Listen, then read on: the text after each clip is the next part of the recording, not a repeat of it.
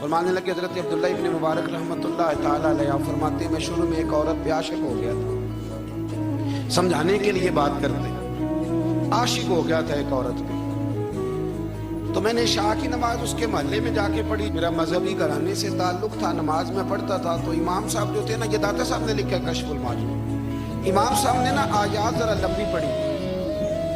मेरे दिल में ख्याल आया कि मौलाना आप तो फारिग हैं, तो हमें तो और भी काम है। तो कहते हैं नमाज से फारिग होकर मैं उसके घर के चक्कर लगाता था, सारी रात घूमता रहता था। वो चंद लम्हों के लिए छत पे आती थी, दो एक बात करती थी, चली जाती थी। हद ये है कि मुझे कभी उस पर गुस्सा भी नहीं आता, और उसका इंतज़ार करके कभी मैं थका भी। ये दादा साहब लिख रहे हैं। हज़रत अब्दुल्ला इब्न मुबारक फरमाते हैं एक रात में गया, इसी तरह मैंने नमाज पढ़ी, फिर मैं उसके घर गया। मैं सारी रात, सर्दियों की ठंडी रात, 11-12 घंटे उसके घर का तवाफ करता रहा, माज़अल्लाह चक्कर लगाता रहा।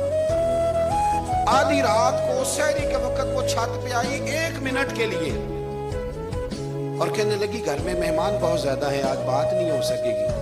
हज़रत अब्दुल्ला इब्न मुबारक फरमाते हैं कि मैं जब वापस लौटा तो ना मुझे उस पर गुस्सा था, ना मुझे थकावट थी, बल्कि मेरे दिल के अंदर उसके लिए मोहब्बत बढ़ रही थी। मैं कह रहा था कि इतनी अच्छी है बेचारी, इतने राश में भी और इतनी मजबूरी में भी 1 मिनट के लिए छत पे आई है, फिर भी मुझे उससे प्यार बढ़ रहा था। कहते हैं जब मैं थोड़ा आगे बढ़ा तो फजर की अजान हो रही थी, यकदम मेरे अंदर से आवाज़ उठी।